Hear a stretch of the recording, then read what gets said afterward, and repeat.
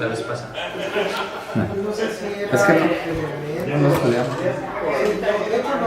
No tuvimos clases. No. Bueno, Entró el doctor Robert. de lo que leyeron. Porque se quedó la investigación pasada, ¿verdad? Y la de ahora es las normas del aspecto histórico, es un poco diferente. Es importante el alcance que ese evento histórico tiene, ¿no? El momento nuclear que...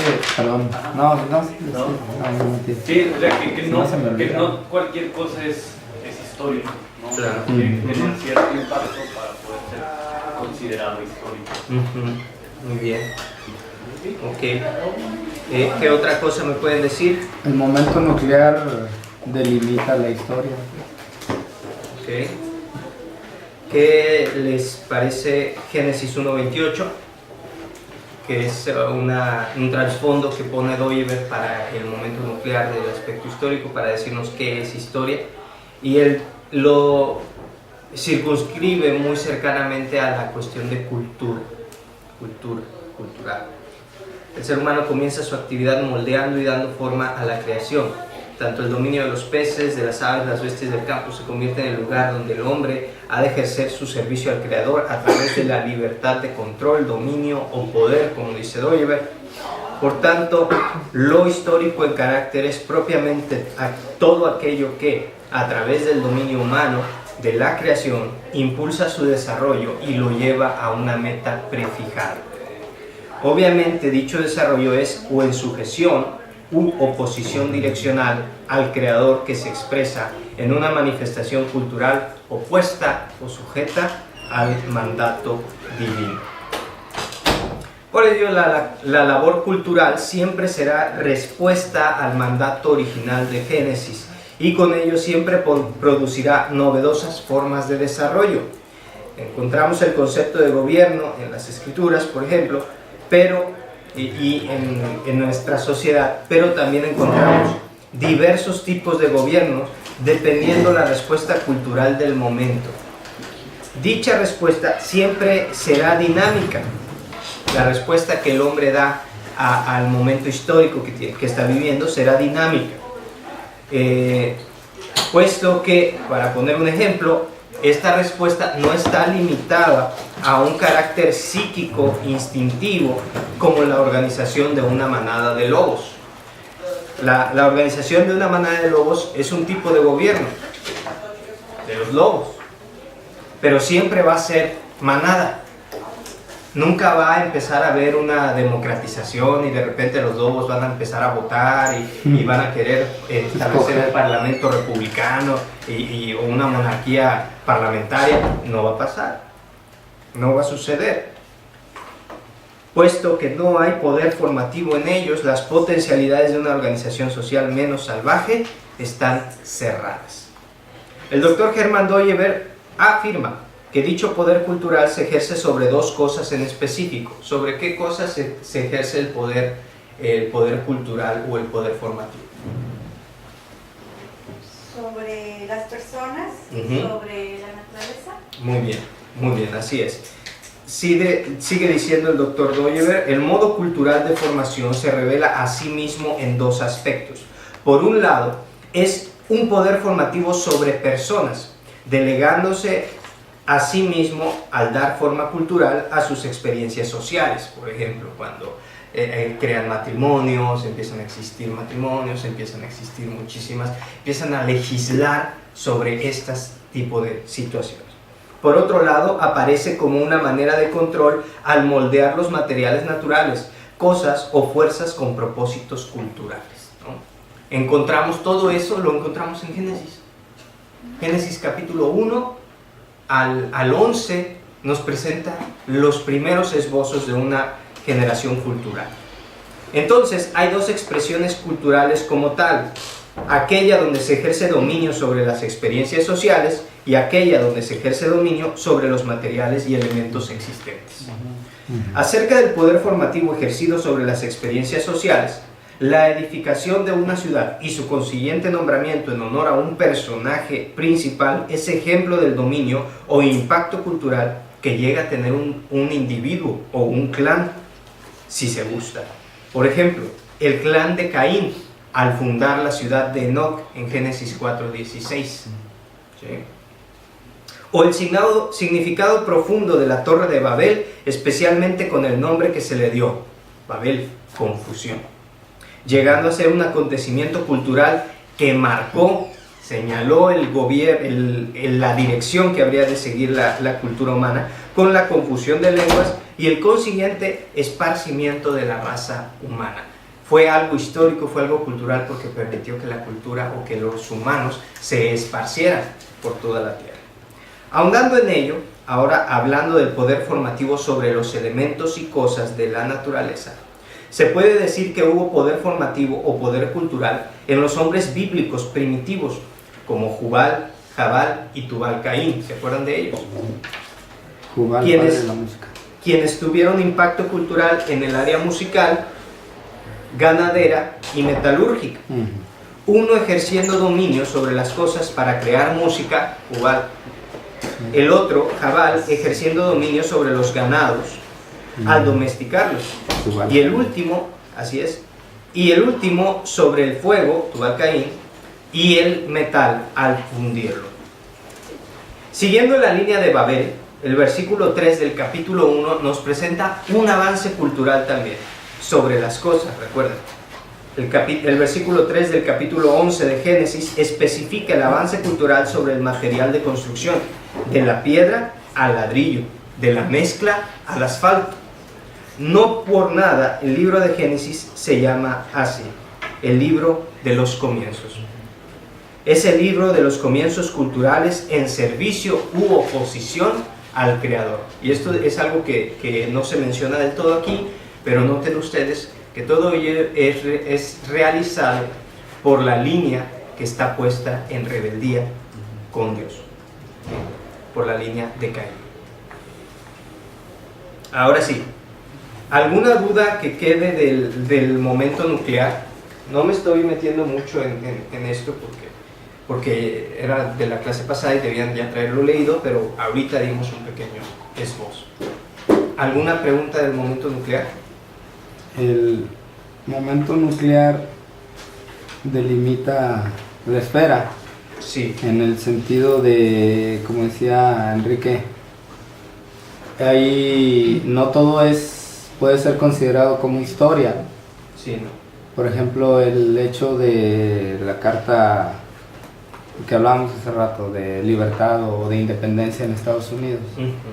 Es un hecho relevante, claro, en la historia. Puede considerarse como historia.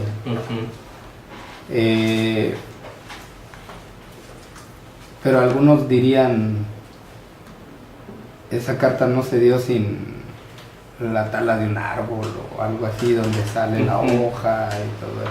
Claro.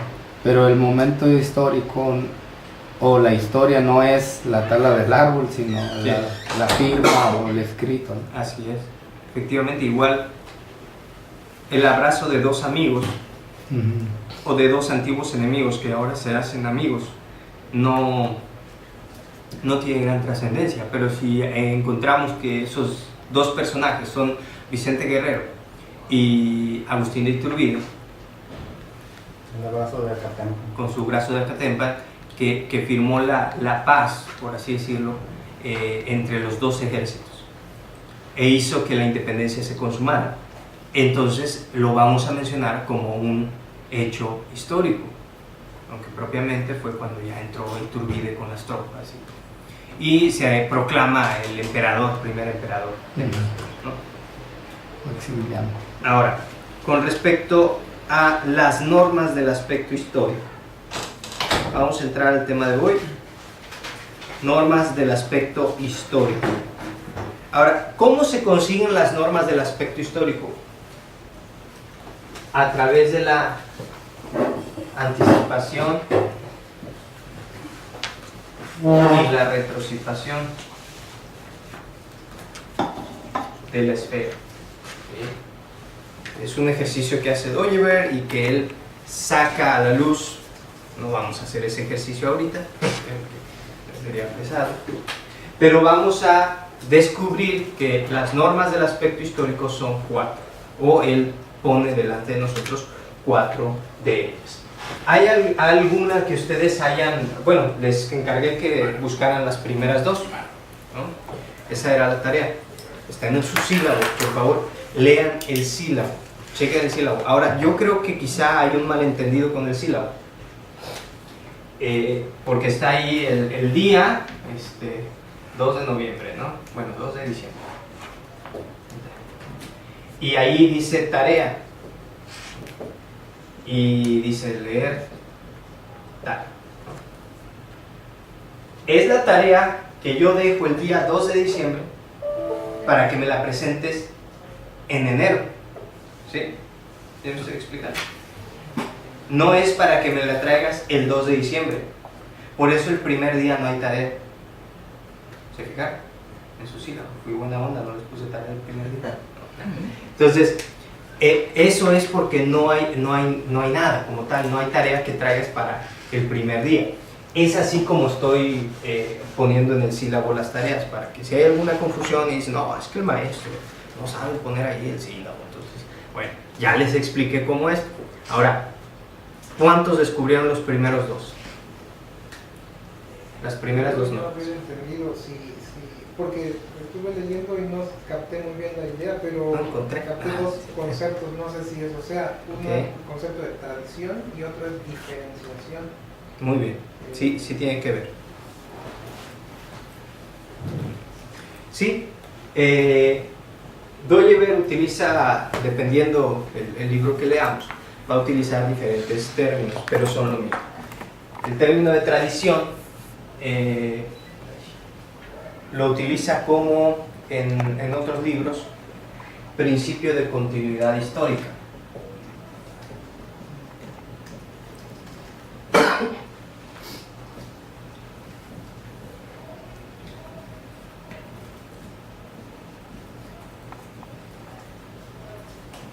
Y aquí vamos a ver tradición y progresismo, etcétera, todo eso.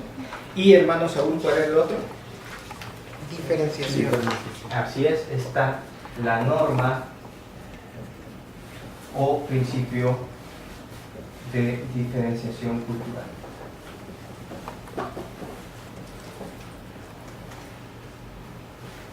¿Alguien encontró los otros 2? De casualidad. Yo sé que es la tarea de la próxima clase, pero es de esta clase para que me la traigan la siguiente, pero ¿alguien encontró las otras 2?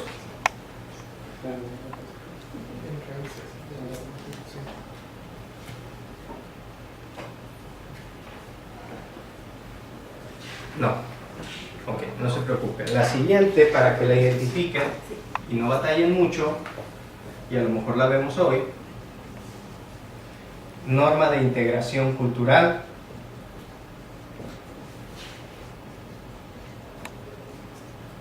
Cuatro, norma de individualización.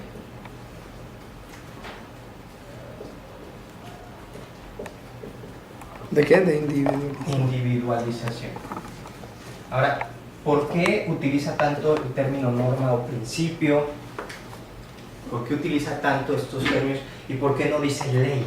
Para diferenciarlo de la ley en la cual las leyes responden a una circunstancia natural que se va a dar por facto. Muy bien. Y la norma tiene la posibilidad de elegibilidad.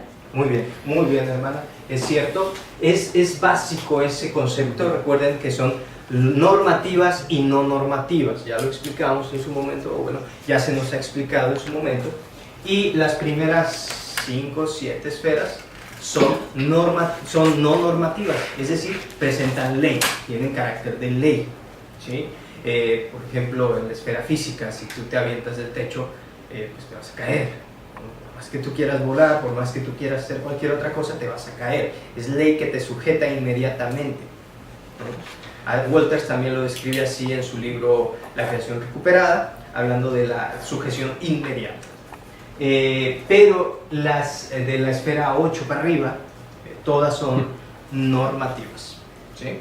Entonces, es decir, de la analítica para arriba, todas son normativas, es decir, presentan normas que pueden llegar a ser violadas, ¿sí?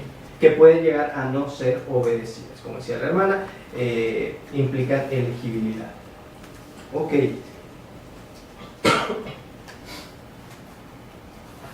Algo es histórico. Bueno, antes de, el doctor John Van Dyke establece 4 también, aunque en el orden en que las presenta es diferente: la diferenciación cultural, la integración cultural, la individualización y la continuidad. Esto lo presenta en su bosquejo de Historia Medieval, capítulo 1, el doctor Van Dyke. En el libro Raíces de la Cultura Occidental, que seguramente leyeron, parece establecer 4, aunque parecieran como un desglose, no lo deja muy claro Doyever, y la aplicación de la norma de la historia, específicamente de la integración y la individualización, que empieza a hablar del carácter holandés como tal, que es propiamente Holanda, de una nación. Norma de la apertura o develación de la cultura, fíjense que es un poquito diferente el nombre, la manera en que lo presenta. Esto está en la página 76. Norma de la diferenciación cultural, la tenemos aquí, en página 82. Principio de economía cultural, utiliza otro término, economía cultural en lugar de integración cultural, en la página 83. Y principio de individualización, página 84. ¿Sí? También lo vamos a encontrar en la nueva crítica del pensamiento teórico, lo vamos a encontrar también en el libro, ¿cuál fue el otro que les encargué de lectura? En el ocaso del pensamiento occidental, ¿no? Se me olvidó su nombre en inglés. La novela, acuérdate. Los vampiros. Afeminados. Antes los vampiros mataban y se morían delante del sol, y brillan. Con diamantino. Con diamantino. Ok, ¿qué es el principio de continuidad histórica? ¿Quién me lo recuerda, por favor? Que no se puede hacer una fracción, es decir, en un momento dado, yo a partir de ese momento no puedo hacer o seguir creando historias sin tomar en cuenta toda la tradición, el antecedente. No se puede partir de la nada, en otras palabras, sino que toda esta tradición histórica va creando, formando o más bien desarrollando el aspecto histórico. No se puede partir de un punto muerto, eso sería imposible. Muy bien. ¿Alguien más quiere comentar? Que en esta continuidad, nos guste o no, a veces nos quejamos de la tradición que afecta ciertas doctrinas de la iglesia, pero dice Doyewer que es muy infantil quejarse de la tradición porque no te la puedes quitar ni con grifo, pero o sea, ahí está, lo que pasó, pasó. Y tienes que ver su posición en la historia y qué impacto tuvo. ¿Sí? ¿Alguien más tiene una participación? Bien, es cierto lo que comentas. Tienen razón. Yo no voy a comenzar algo nuevo a partir de ahora, ¿no? Y por más que uno quiera tener novedades doctrinales, no se puede haber novedades doctrinales. Eclesiastés lo presenta de una manera muy interesante, no lo de la doctrina, sino la historia. Nada hay nuevo debajo del sol, ¿no? Todo nos regresa al pasado, tiene un fundamento en el pasado, va hacia atrás, pero una característica de la historia es que no se queda en el pasado. Por eso habla del principio de continuidad histórica. ¿Sí? Avanza, la historia avanza, no se queda con la tradición, porque si se quedara con la tradición estaría completamente muerta la cultura. Ahora, dice, digo así, siempre hay avance y progreso en la historia. Dicho avance está calificado por el momento nuclear de poder formativo, sea sobre personas o cosas, como ya se ha establecido con anterioridad. Sin embargo, el poder formativo no se ejerce desde cero, ya lo han comentado, sino que toma lo que está en el pasado y lo lleva a mayores y profundos alcances. De ahí que Doyever hable del principio de continuidad histórica. El principio de continuidad histórica tiene su trasfondo en la lucha por el poder formativo, entre la tradición y el progreso. La tradición Es una parte esencial de la cultura humana. Sin embargo, no puede ser la norma para la creación de la cultura. Esto es debido a que si la tradición siempre se conserva, no hay cambio ni progreso, es decir, se habla de una cultura cerrada. Doyever utiliza mucho ese término, cultura cerrada. De igual forma, no se habla de progreso sin estar ligado al pasado. No podemos tampoco decir, no, vamos a meter todo lo histórico, vamos a hacer todo histórico, todo lo que nos lleve a nuevas cosas. ¿Qué fue lo que pasó con la Revolución Francesa? Que quisieron hacer nuevas cosas partiendo de cero, eliminando su pasado. A tal grado llegó su locura que quisieron cambiar el calendario. En su locura le pusieron nuevo nombre a los meses, nuevo nombre a los días y nueva cantidad de días a cada mes.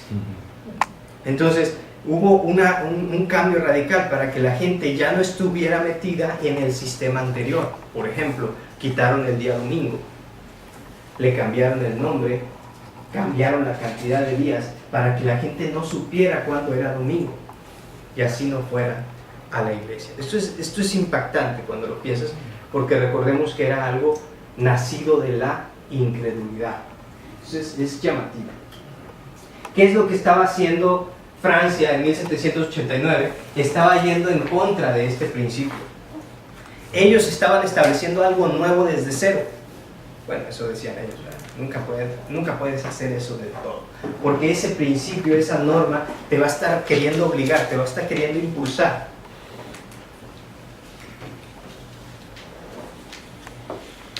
Así dice Doyever, en el significado modal del desarrollo cultural, la formación de nuevas normas culturales es siempre el resultado de una batalla entre los guardianes de la tradición y los representantes de las nuevas ideas. Esto lo dice en su nueva crítica del pensamiento teórico, página 242, si ustedes gustan ir al escrito.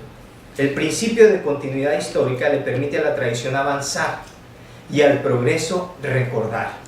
Es decir, la formación cultural necesita de la tradición, ya que ella le garantiza la continuidad en el desarrollo cultural. También es de Doyever esas palabras, 242 páginas. La tradición es lo que permite al progreso echar raíces para que con suficiente fundamento tenga estabilidad el desarrollo que se ha realizado. La lucha va a ser constante y deben los defensores de ambas ideas no olvidar que están sujetos al principio de continuidad histórica, no al progreso en sí mismo o a la tradición como fin. El error, si lo trasladáramos a la región doctrinal, el error de un conservador acérrimo es meterse completamente en lo que ya está y decir y defender así como están las cosas. Y el error de un liberal es rechazar todo eso que está ahí y querer construir nuevos fundamentos. Ese es el peligro. Ok, ¿algún comentario del principio de continuidad histórica? Una duda. Quisiera escuchar un argumento que aclare en mi mente. Es una confusión personal. El aspecto gramatical de la distancia que hay entre tradición y estructura.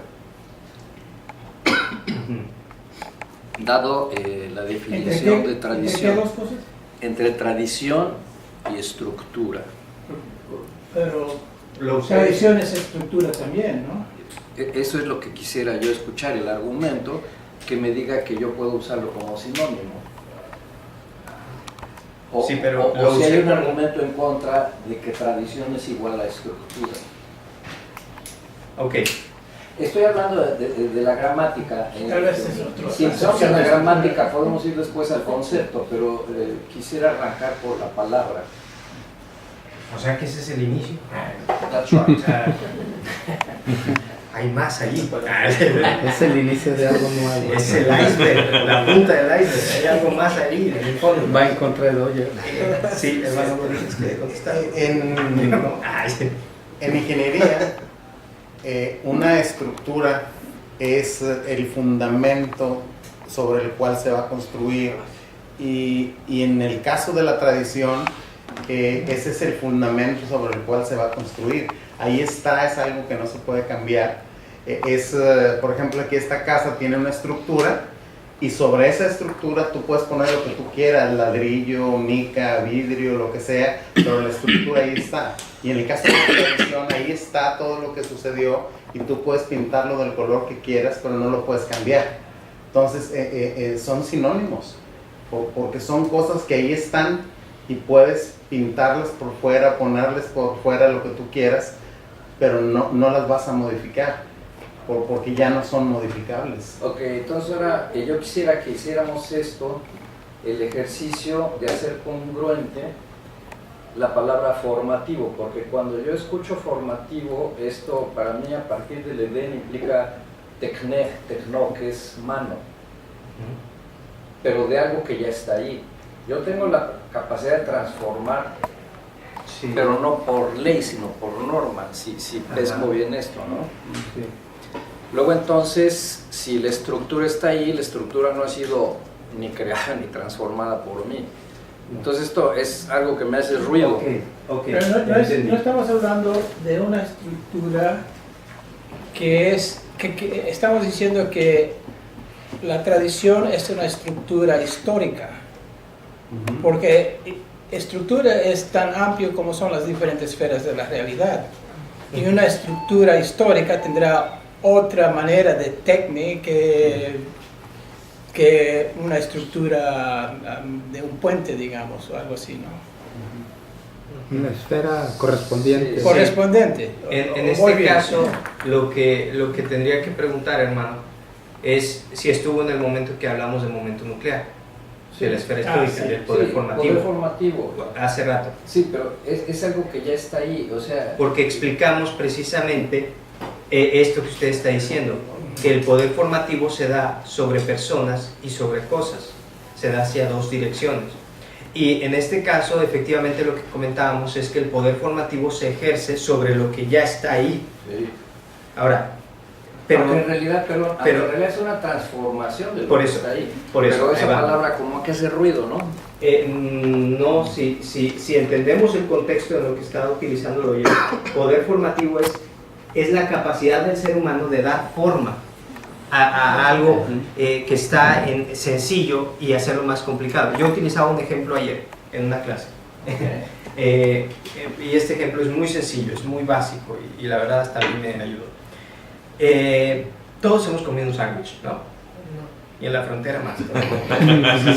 ¿Quién no ha comido sándwich? Para que le den un sándwich ese come, por favor. Entonces, todos sabemos de qué está hecho. Pan, jamón, mayonesa, básico, queso. Y ya.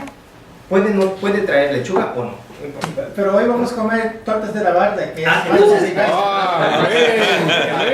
No. Ahora, tú tienes un sándwich, pero si tú tienes solo pan, no tienes un sándwich, tienes pan. Si tú tienes jamón, no tienes un sándwich, tienes jamón. Y si tú tienes mayonesa, lo más seguro es que tengas colesterol.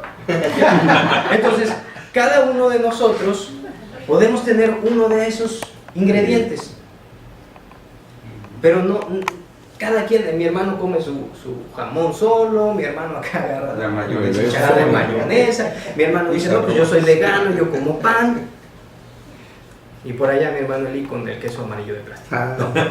Pero, entonces, ¿qué pasa? Que llega el hermano Godínez con impacto formativo, con poder formativo, con visión y ambición y hambre y ve a todos comiendo cada uno sus miserables comidas. Y el hermano Godínez dice, oye, les voy a enseñar algo. Y el hermano Godínez agarra el pan, agarra la mayonesa, la unta, agarra el jamón y agarra el queso, le pone mayonesa al otro lado del pan, pues, para que haya suficiente mayonesa, ¿verdad? Y entonces el hermano Godínez hace algo histórico. Corre. Y corre. Se lo come. Y come. y le da a sus hermanos con él. Le pone nombre. Y le pone nombre y dice, esto se llama sándwich. ¿Por qué?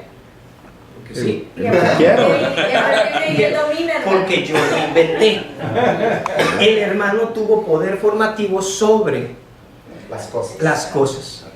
Que recuerden que hay un conde de sándwich, ¿no? O algo así, Así, ¿no? jugaba baraja Que fue el que hizo y no se quería parar. Efectivamente, entonces, y ese bocadillo se hizo famoso. ¿Vieron? Ahí está el impacto formativo. Que obviamente es una nimiedad y uno dice, bueno, qué ridículo es. Pero parte de. Exacto. Esa es la razón por la que se utiliza formativo y no transformador. Porque el pan sigue siendo pan, el jamón sigue siendo jamón, y solamente se adiciona uno sobre otro y da elemento sobre elemento, pero no se transforma. Esto es clave porque es una de las razones por las que se utiliza la palabra de formar y no transformar. Por eso el principio se usa Carlos, lo que está faltando es que cuando termina con ese sándwich, lo que tiene es una nueva estructura de individualidad de tercer orden. Así es. Y eso no es ya simplemente pan, etcétera, juntas, no, ya es una estructura nueva. Es un sándwich. Sí. Hermano Juan, iba a Sí, comentar. iba a decir, a lo mejor, bueno, no sé si Doyever lo dice en su libro, o obviamente él no está utilizando pasajes bíblicos, Sí. pero esto está relacionado con lo que Génesis dice en cuanto al mandato, cuando Dios puso al hombre en el jardín y le dice cuidar y labrar, ¿no? Sí. Entonces, ¿es esta parte de continuidad histórica? Así es, lo presentábamos precisamente al principio de la clase, en cuestión del mandato cultural, lo teníamos una relación profunda, decimos. Y Doyever sí lo presenta, sí presenta la cuestión del mandato cultural, y ahí aparece, esto es debido al mandato cultural. La cultura, la historia es posible por el mandato cultural. Y precisamente algo de lo que presentábamos es que en Génesis se nos presenta desarrollos culturales, poder formativo tanto sobre personas como sobre cosas. Por ejemplo, sobre personas, el hombre tuvo impacto formativo sobre el matrimonio. En el primer hombre allí polígamo, ¿cómo se llamó? Lamec. Y él es el primero en decir, voy a tener 2 esposas. Y es histórico. Nadie se había atrevido. ¡Qué valor! Sí. Es histórico, no porque... registrado, pero él fue el primer registrado, quizás. No, esa es la característica del libro de Génesis, Eso que es nos el presenta los comienzos, tanto los comienzos de la perversión como los comienzos de dar gloria a Dios en la cultura.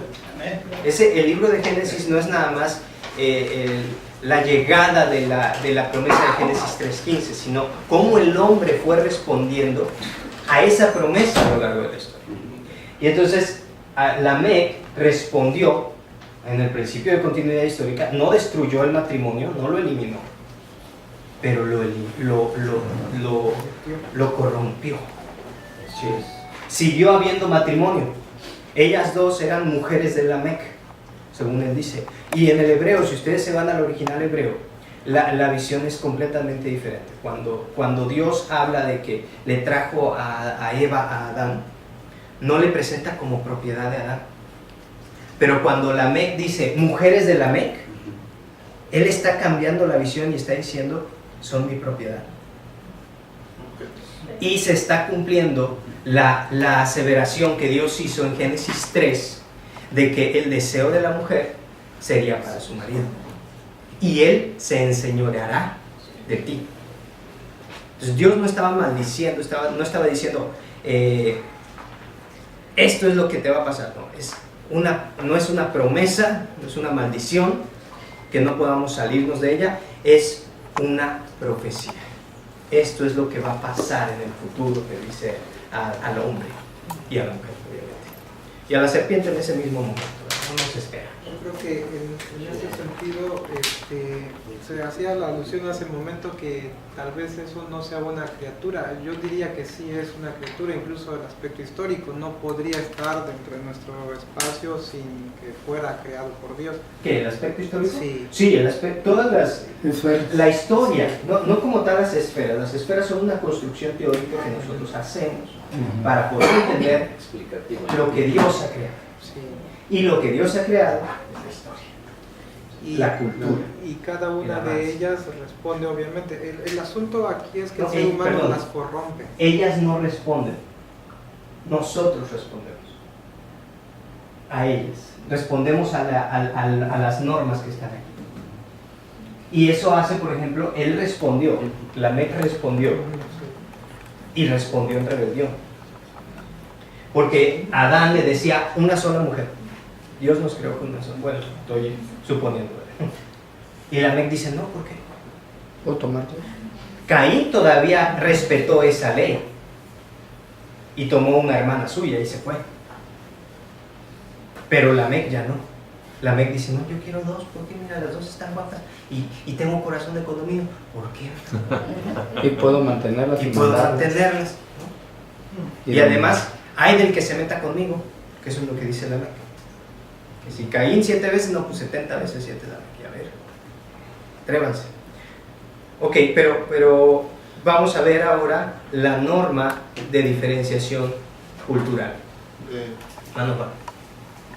¿Qué con aquellos que toman como un asunto histórico el hecho de Génesis 1, por ejemplo, el creacionismo, cuando quiere llegar a un punto de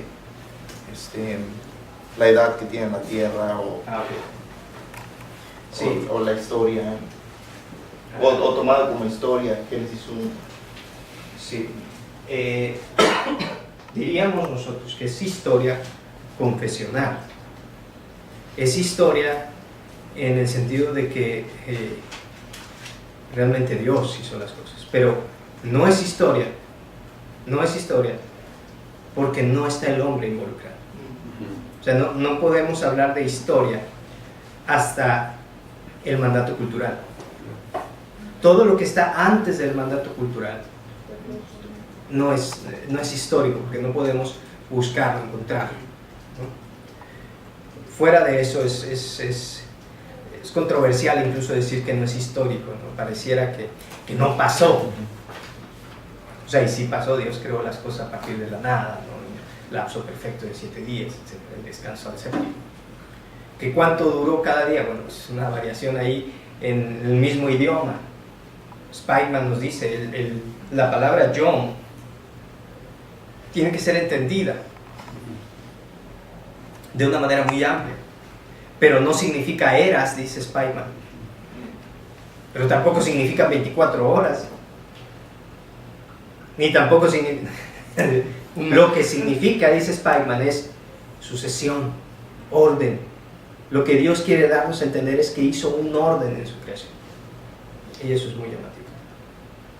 Pero eso hace una diferencia en el tiempo creador y tiempo creado. El tiempo creador, sí, dice, no se puede medir, porque el tiempo no saltó a la existencia en una sola ocasión, sino que el tiempo, como lo experimentamos ahora, es posible, pero al séptimo día, tal como ya estuvo.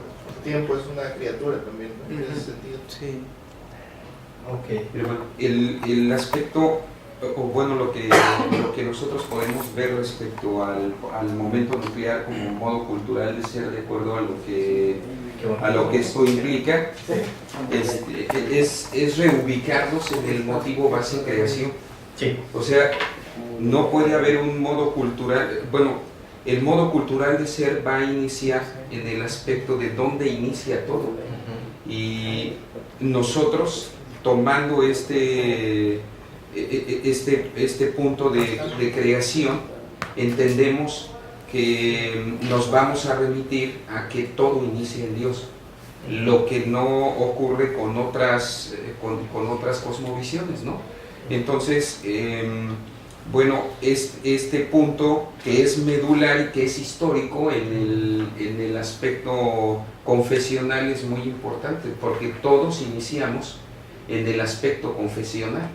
O sea, tanto los no redentos como los redentos iniciamos en un aspecto confesional, ¿no? No podemos ver más atrás de dónde inicia todo, es algo confesional de lo que tenemos a mano aquí. Así es.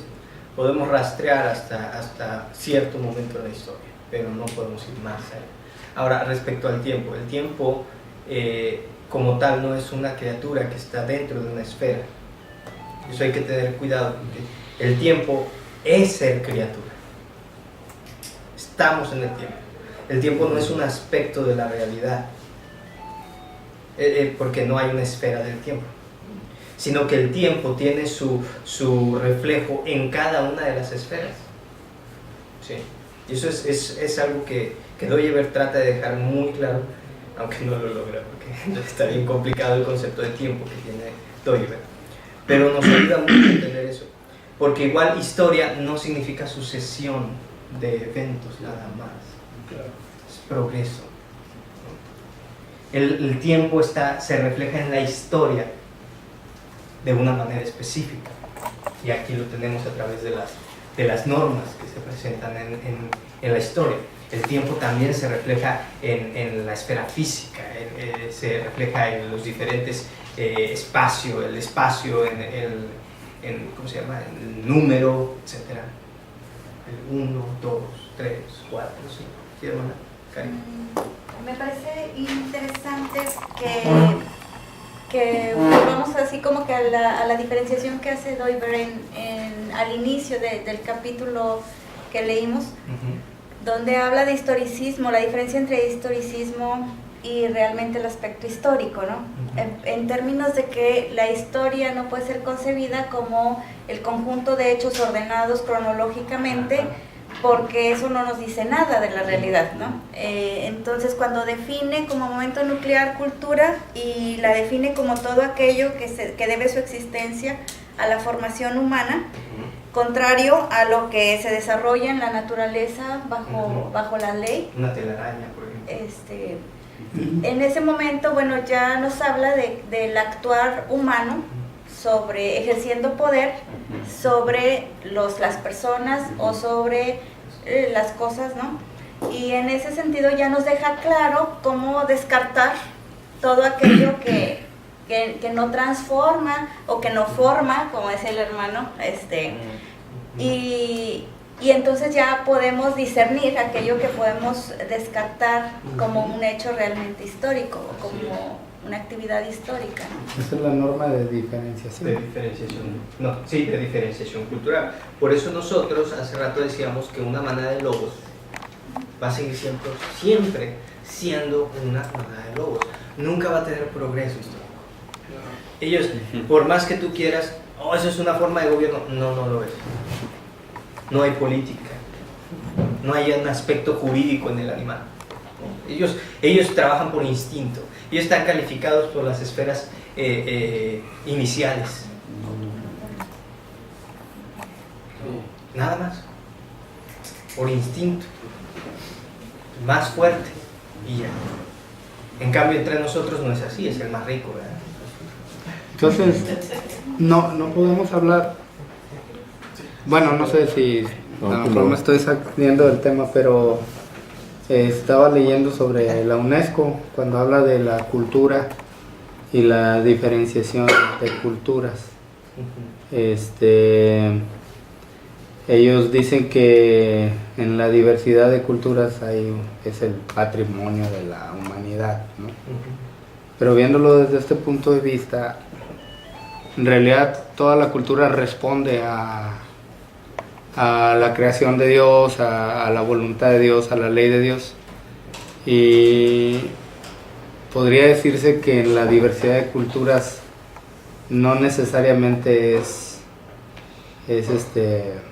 lo correcto por la respuesta que tenemos a Dios. Sí, bueno, precisamente esto nos va a ayudar a poder entrar a la diferenciación cultural, al segundo principio o a la segunda norma. ¿Alguien me puede decir algo de la norma de diferenciación cultural? Ya les di aquí un recuerdo: culturas diferenciadas, culturas indiferenciadas, para que se acuerden. ¿Alguien tiene algo que decir acerca de la norma de diferenciación cultural? Son tipos de culturas, porque no deja de ser cultura, pero culturas donde todos los aspectos están unificados en una persona, como en los romanos, del pater familias, que tenía toda la atribución. Sería una cultura diferenciada. Ajá, pero que eso migra en algún momento en el que todos los aspectos, o más bien los elementos de la cultura, se van abriendo en un abanico de posibilidades, de tal forma que asoma la cultura diferenciada. Eso es el progreso. Muy bien, muy bien. Existen dos clases de culturas, las diferenciadas y las indiferenciadas. Una cultura indiferenciada es aquella en la que no se han desplegado las estructuras sociales en su totalidad, sino que la diversidad de aspectos son ocupados por una todo abarcante estructura. Es decir, la estructura social no está desarrollada a tal grado que se diferencia al Estado o gobierno de la familia, o la empresa o comercio de la vida eclesiástica. El matriarcado o patriarcado sería un ejemplo de una sociedad indiferenciada, donde no se le da el lugar respectivo a la familia y su propia soberanía. La familia solamente tiene algo que ver ahí, pero no tiene que controlar toda la vida económica, no tiene que controlar quién vive y quién muere, no tiene que controlar todo lo que conlleva la existencia humana. ¿Sí? El doctor Van Dyck señala que un ejemplo de sociedad indiferenciado lo encontramos en las mismas escrituras con Abraham. Abraham, dice el doctor Van Dyck, funcionó como rey, líder del ejército, líder de su casa, sumo sacerdote, supervisor de la educación, líder de los asuntos económicos y legales, etc. Todos estos oficios caían en el regazo de un solo hombre. Pero más tarde encontramos en las mismas escrituras que los oficios empezaron a desplegarse o diferenciarse. Existieron reyes, sacerdotes y jefes de familia. En el momento en el que el rey, Saúl, por ejemplo, el rey Saúl quiso ofrecer sacrificio en lugar del profeta o del sacerdote que le correspondía, en este caso Samuel, ¿qué pasó? Hubo una violencia y Dios castigó y dice: no es así como funciona. El sacerdote tiene que hacer lo suyo, o el profeta, y tú, rey, tienes que hacer lo tuyo, esperar para después llevar al pueblo a la victoria. De ahí que la norma de diferenciación cultural esté basado en el principio de la soberanía de las esferas. La diferenciación cultural existe en el momento en que empieza a verse el despliegue de los diferentes aspectos de la realidad en la sociedad. Dice el doctor Doyeber: las formas indiferenciadas se diferencian gradualmente en las varias estructuras sociales a través de un largo proceso de desarrollo histórico. Esta diferenciación ocurre de acuerdo con su aspecto histórico mediante una ramificación de la cultura en las intrínsecamente diferentes esferas de poder de la ciencia, el arte, el Estado, la Iglesia, la industria, el comercio, la escuela, las organizaciones voluntarias, etc. Empiezan a surgir las instituciones. Por eso la Edad Media, aunque tenía un poder muy grande la Iglesia, no era una sociedad indiferenciada como tal. Tampoco las culturas que existen, como Egipto, como Roma, el Imperio Romano, como las diferentes culturas que existieron, como Mesopotamia o Babilonia, no son culturas indiferenciadas, porque tuvieron realmente escuelas, tuvieron realmente universidades, tuvieron realmente negocios, tuvieron realmente poder militar o político, etc. Que había todavía rezagos de indiferenciación en algunos aspectos, es cierto, pero la indiferenciación cultural se refiere más que todo a las épocas en que se vivía por clanes, por tribus, matriarcado, patriarcado, y estas culturas no alcanzan a dejar un registro de su estadía. Cuando mucho llegan a dejar, pues, como esas piedras en Stonehenge. Y ahí están las piedresotas. ¿Y qué significan? ¿Quién sabe? ¿Quién las puso? No sabemos. ¿Para qué? Los aliens. O sea que podemos decir que las indiferenciadas no llegaron a tener un impacto profundo en la historia. No tuvieron impacto formativo. Y aparecieron y desaparecen. Pueden seguir existiendo, como algunas culturas que siguen existiendo todavía aisladas. Ese es el concepto, un concepto vital. Cuando una cultura tiene contacto con otra cultura, hay avance. Cuando una cultura se abre a otra cultura, a otro grupo étnico, si quisiéramos utilizar el término, pasa un cambio, pasa una transformación. Y esa cultura avanza. Lo mismo pasó con nuestros ancestros, los aztecas y los españoles. Los que conocemos ahí como aztecas no eran propiamente muy originales. Lo que pasa es que tuvieron contacto con otras culturas, otros lugares, y eso hizo que su manera de hacer figurillas, por ejemplo, en el preclásico y el clásico, se convierta en una figura completamente diferente a la que hicieron previamente. Entonces, ¿por qué sucede eso? Porque hubo contacto con otras culturas y se empezó a abrir. Lo que antes era Huitzilopochtli llevándolos por toda la desde Aztlán hasta el lugar prometido, se convirtió después en un Tlatoani, se convirtió después en el Calmeca, escuela, el Telpochcali, la otra escuela, se convirtió después en un consejo de ancianos o de personas, jefes de tribus que peleaban, y después se convirtió en una alianza entre varias ¿cómo se llaman? Regiones, los tlaxcaltecas con los aztecas y no me acuerdo cuál era el otro. Sí, creo que sí, los terceros, no me acuerdo cuáles eran. Entonces, ya no era solamente un imperio o el deseo de unos cuantos, sino se convirtió en una triple alianza. ¿Me explico? Hay una diferenciación cultural. ¿Sí? Hermano Chico. Sí, quiero compartir una analogía de la perspectiva biológica. Un término que utilizan los patólogos para clasificar los tumores cuando son malignos y benignos es precisamente la capacidad de diferenciación que tiene la célula que están estudiando. Existen 286 tipos de células diferentes en el cuerpo, bien identificadas, pero todas provienen de una sola que se llama la célula totipotencial, que ustedes han escuchado mucho esto en las redes, ¿no? Que se está utilizando esa célula original para hacer una diferenciación hacia el tejido que uno quiera, entre paréntesis, ¿no?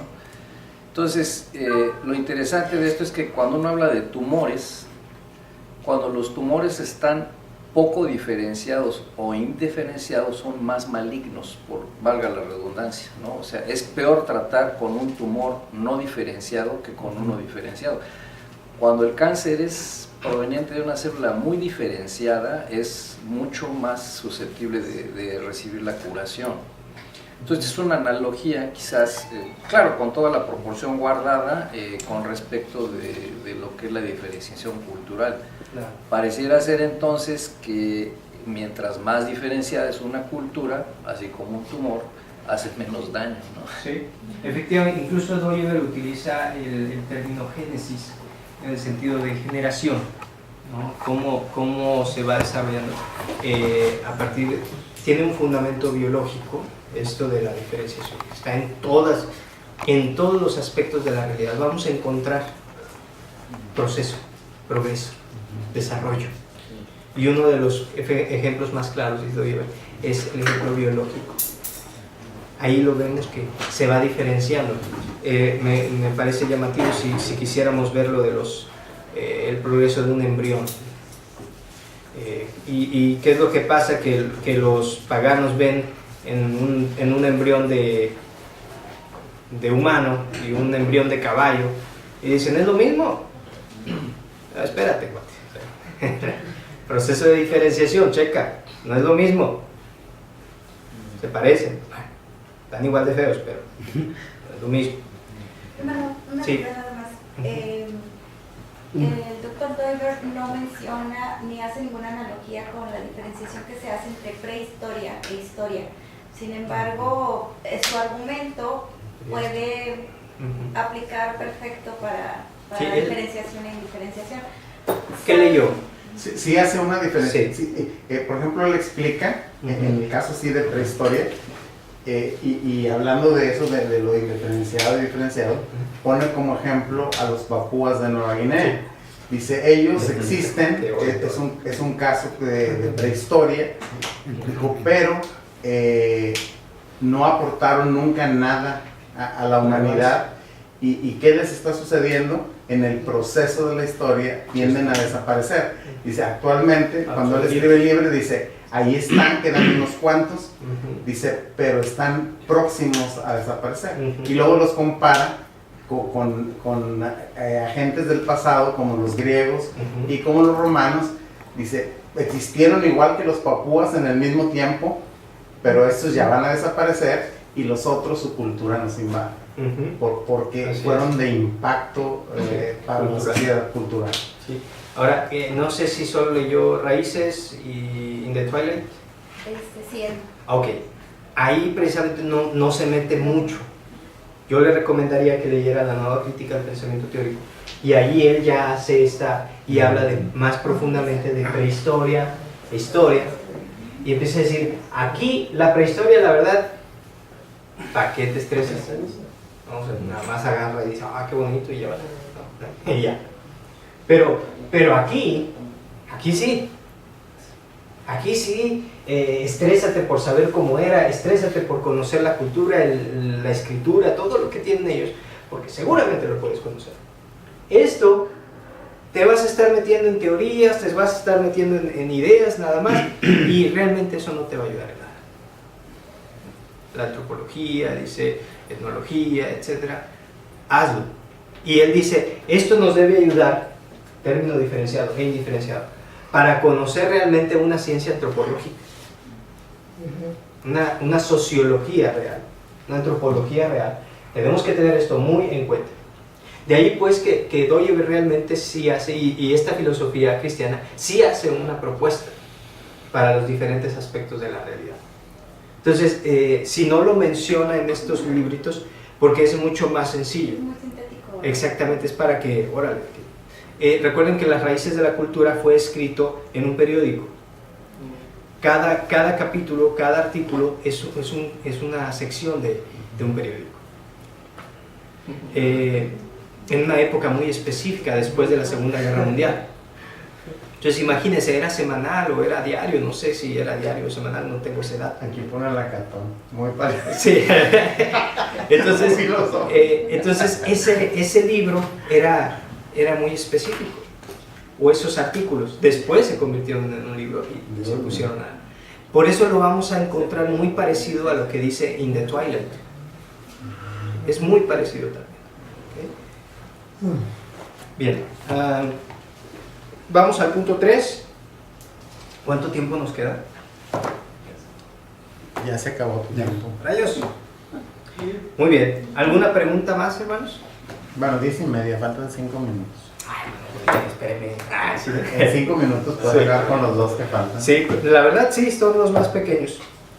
Yo creo que sí, vamos a darle, hermanos. ¿Saben por qué? Porque la tarea que sigue es que entrevisten al Dr. Roberts. Santo Dios.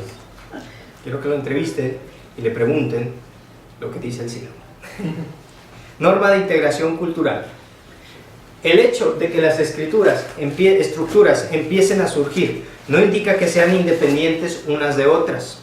Más bien, todas ellas están interrelacionadas, como ya se ha establecido en la exposición anterior acerca de la teoría de las esferas.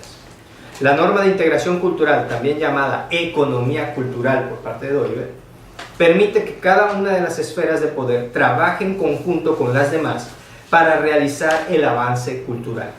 Esto por medio de las aportaciones culturales que cada una de ellas puede dar al desarrollo de una sociedad diferenciada. Así en Doyeber. Tampoco respetan los hombres de hoy la norma de economía cultural, la cual no concede a ninguna esfera diferenciada mayor expansión de su poder cultural que la que concuerda con su naturaleza. ¿Qué es lo que pasa? Que la norma de integración cultural hace que todas las esferas surjan y que cada una de esas esferas encuentre y trabaje